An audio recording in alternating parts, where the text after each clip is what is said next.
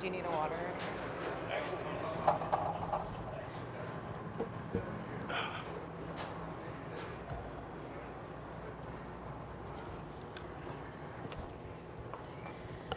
Welcome back to the interview area. Please join me in welcoming world number one, Scottie Scheffler. Scottie, just a few quick thoughts on the golf course. Yeah, golf course is good. Rough is healthy. Golf course is in great shape, so it should shape up for a really good week. It doesn't look like we're getting rain today or tomorrow, so it should be pretty firm come Wednesday, which should make it play nice. We're going to open it up to questions right here on the right. Scottie, just wondering what memories you have of being here, almost a decade ago, sister on the bag, playing well, just what you remember. Yeah, I remember coming here and thinking it was really fun, really cool to be able to play in the U.S. Open. It was my first major, and it was maybe my third start on the pro tour at the time. I think I'd played in the Byron Nelson once and then St. Jude once, FedEx St. Jude, and then so it was a very cool experience. I played a practice round with Dustin and Brooks. I felt like I learned a lot from those guys at the time, and it was definitely made me excited to try and get out here for real because it was a pretty fun week. Obviously, I had a pretty good first round. I didn't play as good in the second. That was a tough pill to swallow, missing the cut by one. But what I really remembered was coming back the next year, and I think I made like a putt on 18 to get into a playoff in qualifying, end up getting through the playoff in qualifying, and then coming in and finishing low am. That was something I kind of marked on my calendar, something I wanted to get back and try and do because I was pretty disappointed the way it ended for me here 9 years ago, and so it was nice to kind of bounce back and have a better week the next year. Center left, King. Scottie, I wanted to ask you about an interaction you had on hole 8 today in your practice round. So obviously both you and Sam hit driver, but it looked like Noah Kent hit a 3-iron, and Sam said something like, this is making us feel bad about ourselves. But can you just talk us through that hole and what y'all were chatting about? Well, Noah has got this 3-iron that he carries like 270 in his bag. It's something I think he had built this week, and it could be a bit of a fairway finder for him. We were kind of messing around because Sam and I both grabbed driver, and Noah grabbed his 3-iron. And then he asked his caddy if it got to the green, and I was like, absolutely not. No way that got to the green, even though I think it did, but I wasn't going to tell him that. Yeah, it did get on the green somehow. And then just generally, what are your thoughts on that hole, and how are you going to approach it this week? I'm going to try to hit the green, whether it's a 3-wood or driver from that back tee. Depends on wind direction, but basically you're just going to try and get the ball in the green and 2-putt. On the right, Dave. Yeah, Scottie. Good afternoon. Question about the rough, and curious if we know that length is a factor and is a weapon, but how important is just pure strength in dealing with this golf course? I'd say there's definitely a strength factor coming out of the rough. This golf course, there's not many trees out there, but there's so many bunkers. I don't really know if this is a golf course you can necessarily just overpower with kind of a bomb and gouge type strategy, especially with the way the rough is. Like, you have to play the angles. Some of the greens are elevated, other ones are pitched extremely, away from you. And there's certain holes where, like, you look at like 3 and 4, you got the church pews on the left, and then you get to some of the holes on the back. Like 14's a short hole, but the bunkering is so, like, just one after another of walled bunkers. There's not really many areas where you step up on the tee box, you're like, hey, I can miss it right here, or hey, I can kind of shade towards the left side of the fairway because right's really bad. It's like, actually, if you hit in the right rough, you're probably not going to get to the green. If you hit in the left rough, you're probably not going to get to the green. So might as well try and split the difference there and hit in the middle. On the left, Doug. A couple of things. What kind of experiences have you had in the rough this week? In terms of what kind of various shots have you played? What kind of lies have you given yourself? It's kind of interesting. It's one of those weeks where you're not even really sure if it's going to be a 7-wood week. Because, like, for us, when we go play, like, Torrey Pines at the beginning of the year, that's a pretty obvious 7-wood week. The rough's about 4 inches, and you get a lot of those shots from, like, 180 to 200 if you're in the rough, where you can kind of try to run it up. And around this golf course, it's almost more of a decision whether or not you're going to use the 7-wood or the 3-iron, because most of the lies, you either can get like a 7-iron on it because it sits up, or you're just going to hit a lob wedge 50 yards down the fairway. So really, a lot of times you hit in the rough, you can get fortunate sometimes with the lie, but for the most part, I think you'll be wedging it out pretty much. Also wanted to ask you a little bit about your confidence level from this perspective of just how you feel about your game, how much it's changed from the start of your season through, and what makes it spike. Is it simply winning that makes you feel good about your game, or are there various like checkpoints that you could feel it increasing? Yeah, I think it's more of a feel thing for me. There was points in the year I really felt like I was trending most of the year. I felt like each week I was out, I was starting to play better. I was starting to feel more comfortable with my swing and my body, and everything was kind of getting back to normal. And I felt like I was just trending most of the year. And I think I talked about a decent amount in Houston. Houston, I finished second. That was right before the Masters.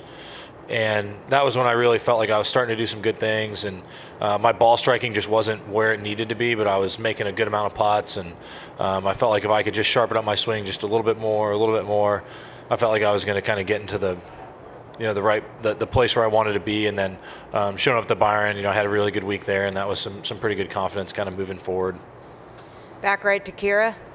Scottie, last year after the U.S. Open, you mentioned that you didn't feel as prepared as you could have been, especially for the native areas around Pinehurst. How would you describe your preparation process going into now this year?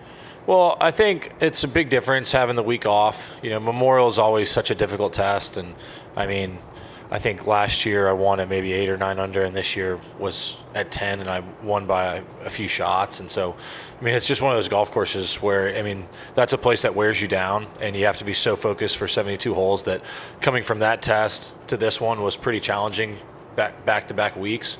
So having the week off was really important for me to get home, get some rest, recover. And I showed up here on Sunday and was able to play, I think, maybe 11 holes and really get used to the conditions, and feels much more like my normal major prep versus last year, where you're coming in from basically a major championship test, coming into another one is pretty challenging. And we hear so much about Oakmont being so difficult, but what are the green light places around here, if there are any? Green light places. There's some opportunity when you're in the fairway, but a lot of it depends on the pin position on certain holes. Like a lot of it depends on where the USGA sets it up. There's certain holes where when you step on the tee box, 4 is going to be a really good score, par is going to be a really good score. But there's certain holes where there's some opportunity. Like you look at 2, you look at 4, 5. When you're in the fairway, there's opportunity, but what was so special about this place is pretty much every time you're off the fairway, it's going to be very difficult, I think, for you to get the ball to the green.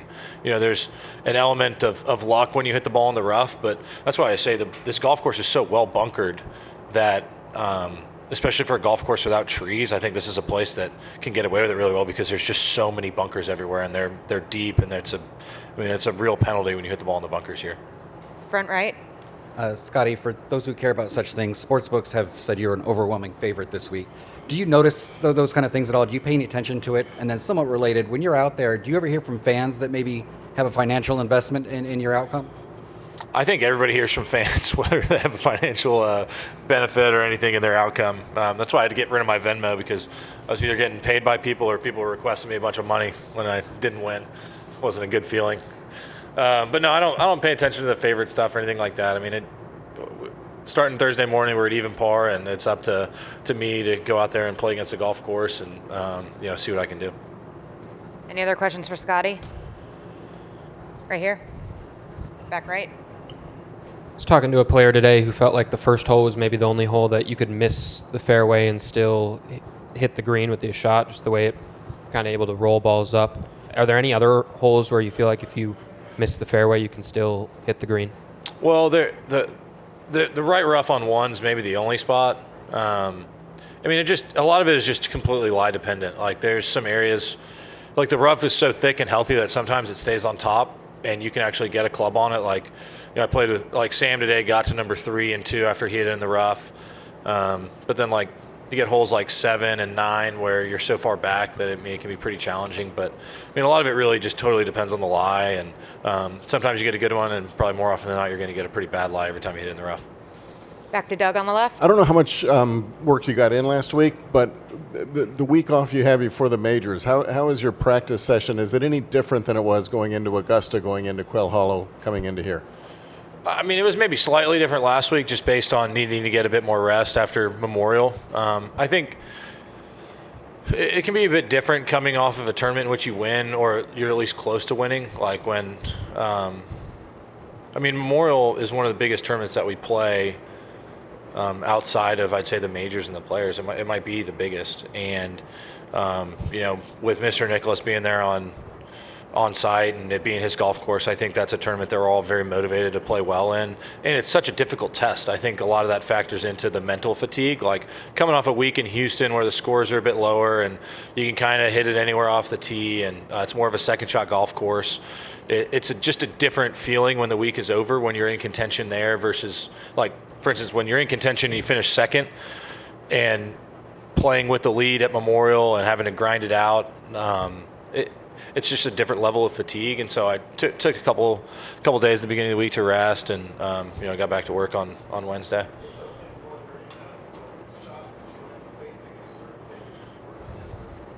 Well, I kind of equate some of the major tests to, like the majors in tennis, you're playing on a different surface. Like you got grass, clay, and then a hard court, and it's a different style of game. And the U.S. Open compared to the Masters is a completely different type of test. I think in the Masters you have a lot more shot making when you get around the greens because it's a lot of fairway. There's pine straw. There's not really the rough factor. And then when you get here, it's a lot of hacking out of the rough. They still have to be extremely precise, but it's a bit more of like when you talk about strength and power, I think that becomes more of a factor at these tournaments because when you hit in the rough, you got to muscle it out of there. And it's just a different type of test than you see at the Masters. Both of them are fantastic tests. This is probably the hardest golf course that we'll play maybe ever. And that's pretty much all it is. It's just a different type of test. Like when you miss a green at the Masters, the ball kind of runs away and it goes into these areas and you can play a bump, you can play a flop. There's different options. Here, when you hit the ball over the green, you're just getting some heavy rough and it's like, let me see how I can pop the ball out of this rough and somehow give myself a look. It's just a different type of test. And I don't know if one of them's better than the other, but they're just different. And here, the winning score I don't think is going to be what the winning score was at the Masters. It's just different. A few more, front right, Adam. I just wanted to follow up on that Venmo account you've closed. What's the most someone would send you as a thank you? What's the most anybody? Oh, I don't remember the most that somebody would send me. Maybe a couple bucks here or there. That didn't happen nearly as much as the request did. On the left, Keith. Scottie, the way the U.S. Open is set up, it always ends on Father's Day. What's it mean for you to play on Father's Day on a Sunday at the U.S. Open? Yeah, it's oh gosh, sand in the eye. No, it's very special. My dad is here this week, and I'm a father now, so it's a very special day, and Mother's Day is pretty special too. And being able to come here and hopefully be playing on Sunday and have a chance, and would be pretty fun. What's more reactive of you being a father now or playing for your father? What's more reactive? Yeah, what brings more out of you, being a father now or playing for your dad? I think having a son gives me much greater appreciation for my dad. I don't think, when you're young, you don't really understand what it's like to be a parent. I don't think my dad can tell me what it's like, but I don't think you understand it till you experience, looking at your own son. And then I think being on this side of it, it's given me much greater appreciation for, my parents and the work that they did being, on this side of it, not the one receiving all the love, the one giving it to your son instead, Two more up the middle, Paolo.